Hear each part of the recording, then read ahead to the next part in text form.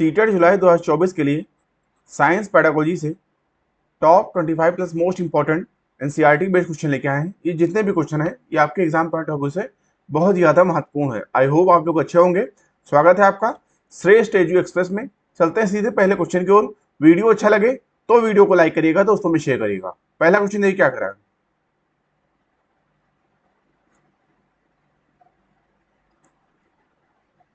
उच्च प्राथमिक स्तर पर विज्ञान पाठ्यचर्या की संज्ञानात्मक वैधता की यह मांग है कि ए ऑप्शन आपका इस क्वेश्चन के राइट होगा। उसे शिक्षार्थियों की आयु की दृष्टि से उपयुक्त और बोधन स्तर की पहुंच के भीतर होना चाहिए। इस हिसाब से ए ऑप्शन आपका इस क्वेश्चन के लिए बिल्कुल राइट ऑप्शन आएगा। अगला क्वेश्चन, जैव विज्ञान में पाठ योजना को ध्यान में रखते हुए मुख्य रूप से निर्देशित होनी चाहिए। ए ऑप्शन आपका राइट होगा। पाठचर्या के लक्ष्यों और अधिगम परिणामों। दोस्तों, जैव विज्ञान में पाठ योजना पाठचर्या के लक्ष्यों और अधिगम परिणामों को ध्यान में रखते हुए मुख्य रूप से निर्देशित होनी चाहिए। ठीक है, इस हिसाब से ए ऑप्शन आपका राइट होगा। अगला क्वेश्चन, कक्षा 8 के लिए एनसीईआरटी की पाठ्यपुस्तकों के अभ्यासों में गतिविधि एवं परियोजना भाग कर रखने का मुख्य उद्देश्य है। ए ऑप्शन आपका राइट होगा। आधारभूत संकल्पनाओं की गहन समझ को बढ़ाना। ए ऑप्शन आपका राइट होगा। अगला क्वेश्चन, विज्ञान पाठचर्या के वैध मानकों में से संज्ञानात्मक वैधता के लिए निम्न में से क्या जरूरी है। ए ऑप्शन आपका राइट होगा। पाठचर्या की विषय वस्तु तथा प्रक्रिया बच्चे के संज्ञानात्मक पहुंच के भीतर आए। ए ऑप्शन आपका बिल्कुल राइट ऑप्शन आएगा। अगला क्वेश्चन, अधिगम की जटिलता की प्रतिक्रिया के रूप में निम्नलिखित में से कौन सी विधि के उपयोग की सलाह विज्ञान शिक्षकों को नहीं देनी चाहिए। सी ऑप्शन आपका राइट होगा।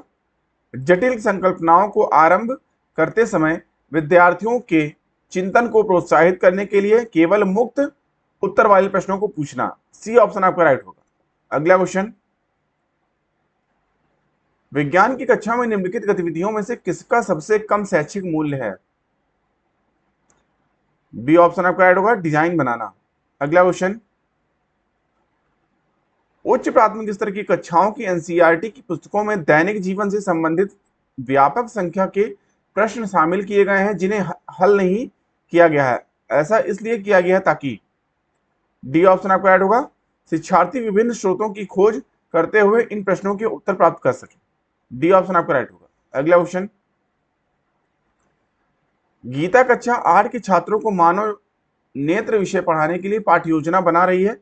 नीचे दिए गए क्रियाकलापों में से किसे पाठ्य योजना के सम्मिलित करने पर पाठ अधिक प्रभावी बन सकता है और छात्रों की संबंधित संकल्पनाओं को की अच्छी तरह समझ सकने में सहायता कर सकता है। ए ऑप्शन आपका राइट होगा।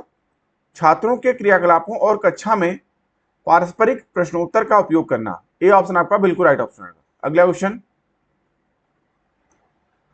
शिक्षक द्वारा कक्षा 7 के बच्चों को पानी बचाओ विषय पर अधिगम को किस प्रकार अधिक सार्थक बनाया जा सकता है।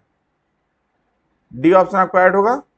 बच्चों को पानी की खपत पर अपने मोहल्ले के लोगों को साक्षात्कार तथा जल जांच करवा।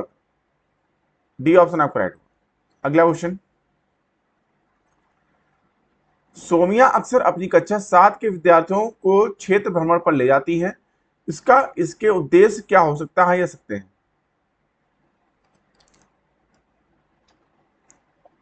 ए ऑप्शन आपका राइट होगा। ए, बी और सी। यानी यह विद्यार्थियों को ठोस अनुभव प्रदान करता है। वह उन्हें इस प्रोजेक्ट और दत्त कार्य घटनात्मक आकलन के लिए दे सकती है। और सी, वह विद्यार्थियों के प्रक्रमण कौशलों का विकास करती है। इस हिसाब से ए ऑप्शन आपका राइट होगा। अगला क्वेश्चन,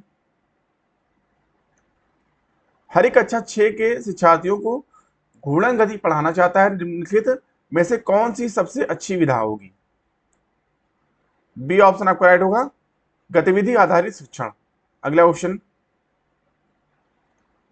राष्ट्रीय पाठचर्या की रूपरेखा 2005 की सिफारिशों के आधार पर एनसीईआरटी की विज्ञान की पुस्तकों में अधिक बल दिया गया है।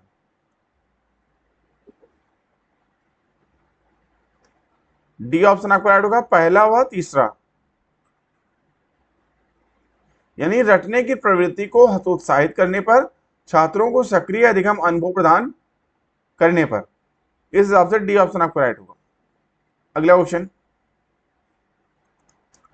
उच्च प्राथमिक स्तर पर विज्ञान पाठचर्या की संज्ञानात्मक वैधता का अर्थ यह है कि, बी ऑप्शन आपका राइट होगा, उसे आयु के अनुकूल होना चाहिए। अगला क्वेश्चन, विज्ञान पाठ्यक्रम की प्रक्रियात्मक वैधता के मानदंड की अपेक्षा है कि, ए ऑप्शन आपका राइट होगा, शिक्षार्थियों को ऐसी प्रक्रियाओं में व्यस्त रखना जाना चाहिए जो वैज्ञानिक सोच को पैदा करने की दिशा में ले जाती हो। ए ऑप्शन आपका राइट होगा। अगला क्वेश्चन, अन्वेषण विधि को और किस नाम से जाना जाता है?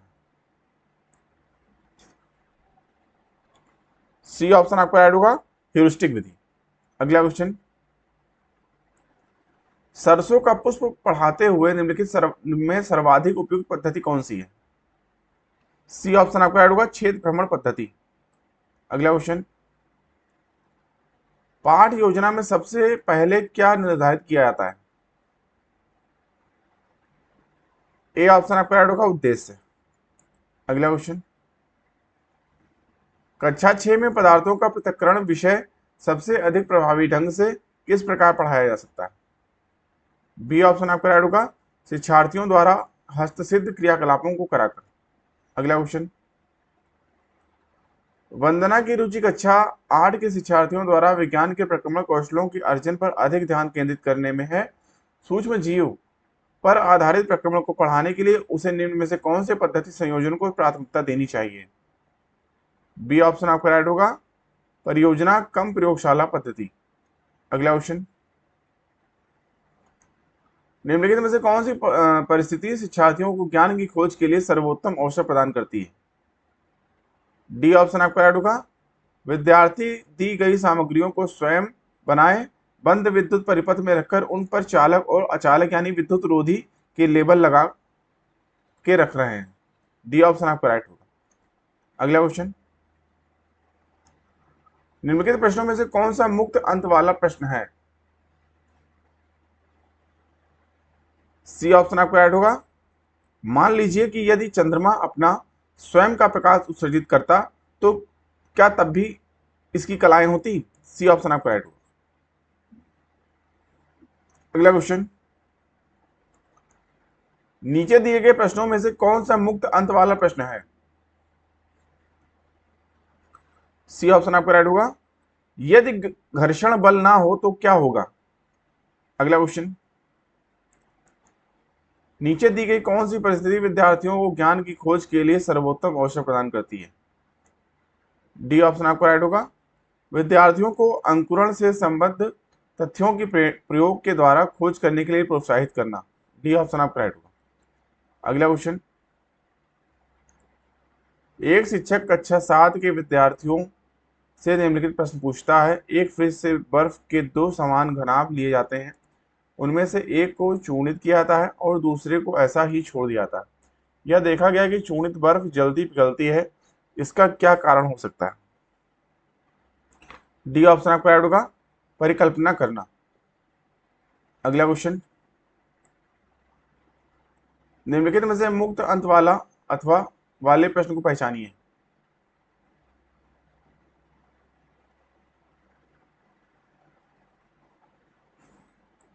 सी ऑप्शन आपको राइट होगा, केवल पहला। अगर हमारे शरीर में मांसपेशियां ना हो तो हमें किन समस्याओं का सॉरी अगर हमारे शरीर में मांसपेशियां ना हो तो हमें किन समस्याओं का सामना करना होगा?